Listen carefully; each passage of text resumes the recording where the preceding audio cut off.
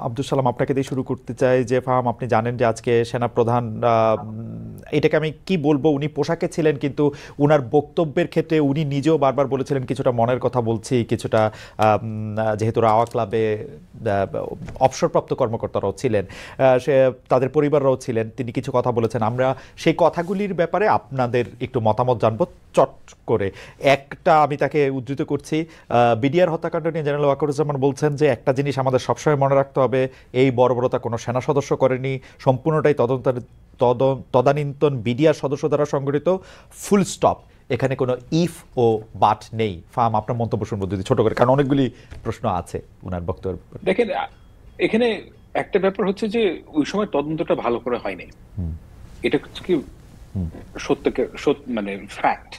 কারণ ওই সময় ধামাচাপা দেওয়ার একটা চেষ্টা করা হয়েছিল এবং তৎকালীন আওয়ামী লীগ সরকার এটার সাথে কমপ্লিটলি বিশ্বাসঘাতকতা করেছিল। তো সেই নিরিখে বাংলাদেশের সাধারণ মানুষের মধ্যে একটা চাহিদা আছে যে এই ঘটনার একটা প্রকৃত তদন্ত হোক এবং বের হয়ে আসুক।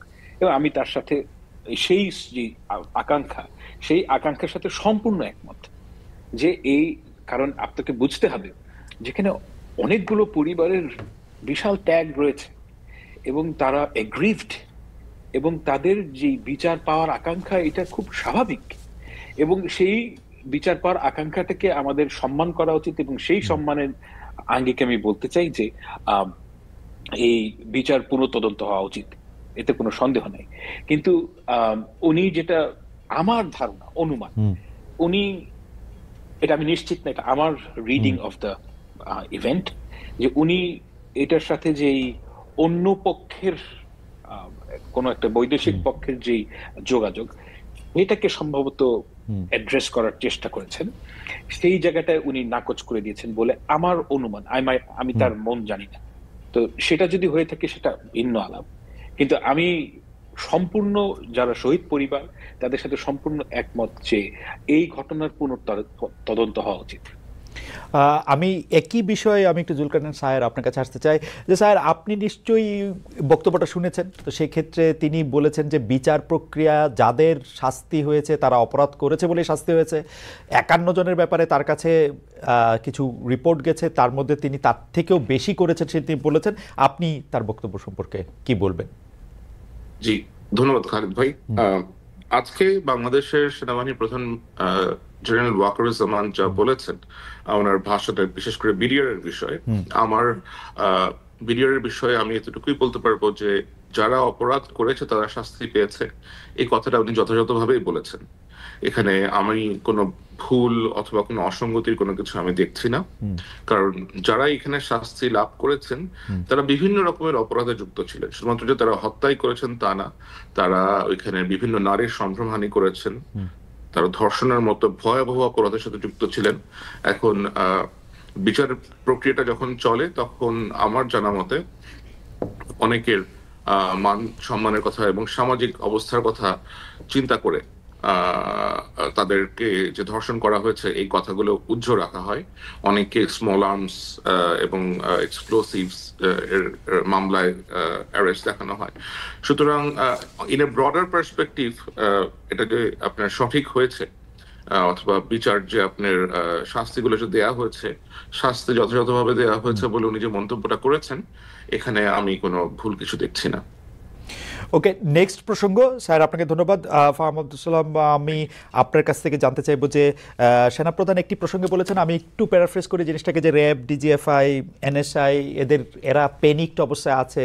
পুলিশের ব্যর্থতার কারণও তিনি আসলে বলতে চেয়েছেন। 30,000 সেনা সদস্য দিয়ে, যারা ক্যান্টনমেন্টে 30,000 যাবে আসবে, তাদের দিয়ে আসলে এটা করা সম্ভব না। আমরা যা করছি সেগুলো আমাদের উচ্ছৃঙ্খলতা এবং আমরা পরস্পর এটার মধ্যে করছি, এরকম কিছু বলেছেন। আমি যেহেতু একদম পুরোপুরি উদ্ধৃত করছি না, সেটা নিয়ে আপনার একটু মন্তব্য শুনতে চাই।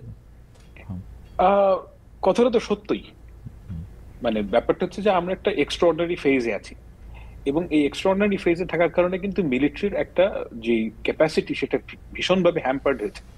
এটা কোনোভাবেই মানে অস্বীকার করার উপায় নেই, কারণ মিলিটারির কাজ তো রাস্তায় না, এবং এই কাজটা করছেন তারা, এবং এটা একটা লিমিট আছে, একটা জায়গায় কিন্তু থামতে হবে। আমি সেটা বলি যে আমাদেরকে নর্মালসিতে ফেরত আসতে হবে। আমাদের যে পুলিশিং, এটা একেবারে ডিপ্লিটেড, পুলিশিং এর কোনো ক্ষমতাই নেই। সেই অবস্থা থেকে আমাদের উন্নতি হয়েছে, কিন্তু ল অ্যান্ড অর্ডার অবস্থা খুবই বাজে। তো এই জন্য একটা প্রিভেইলিং আইডিয়া হচ্ছে কি যে একটা যদি পলিটিক্যাল গভর্নমেন্ট আসে তখন তাদের পক্ষে এই কাজগুলো করা সহজতর হবে, এবং অর্থাৎ মূলত স্টেবিলিটির দিকে আমাদের দেশ নর্মালসিতে ফেরত যেতে হবে। এবং সেই কারণ থেকেই ওয়াকার সাহেব এই কথাগুলো বলছেন, এবং এটা তো সত্য কথা যে মিলিটারির ভেতরে যেই এতদিন ধরে যদি আপনি এনগেজ করে রাখেন রাস্তাঘাটে, এবং ল অ্যান্ড অর্ডার অবস্থা ভালো না, so if you think about it, যে এই কাজগুলো তো আসলে পুলিশের কাজ, এবং পুলিশকে যদি পাওয়ারফুল করতে হয়, পুলিশ একটা ডিপ্লিটেড ফোর্স, এটাকে আপনার মানুষ লোকবল বাড়াতে হবে, নর্মাল সিটে ফেরত যেতে হবে, এবং ওই গোলের দিকে যাওয়ার যে তার ইচ্ছা আমার কাছে মনে হচ্ছে দ্যাট ইজ পারফেক্ট। এবং এটাই একজন অ্যাডাল্ট হিসেবে, একজন রেসপন্সিবল মানুষ হিসেবে তিনি যা বলেছেন, যেটা আমার কাছে তাই মনে হচ্ছে। ফাহাম, এখানে দুইটা প্রশ্ন।